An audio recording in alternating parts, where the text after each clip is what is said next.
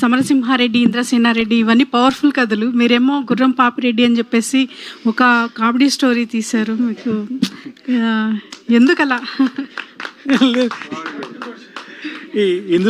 ఇందులో నరేష్ గారు కూడా పవర్ఫుల్ అండి, చాలా పవర్ఫుల్. సో అలాగే ఉంటుంది. ఏం లేదు, ఫస్ట్ వచ్చినప్పుడు పరమపద శోభనం అంటే టైటిల్ మాకే నచ్చలేదు.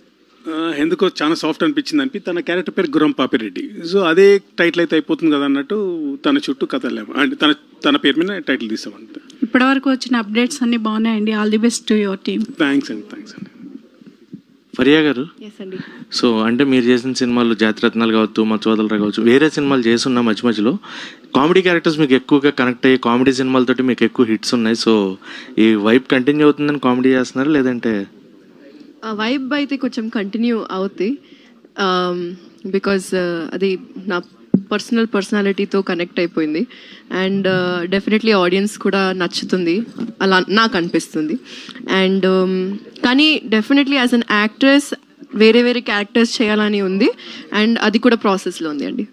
Sir Murthy sir please. నమస్కారం సార్. జీవన్ గారు. హలో మూర్తి గారు. అయ్యో సార్, ఇట్స్ ఓకే సార్, మీరు రావడమే ప్లేజర్ సార్. జీవన్ గారి కోసం రావాలి సార్. అందుగురించే సార్, జీవన్ గారి కోసం రావాలి సార్. సాయిరామ్.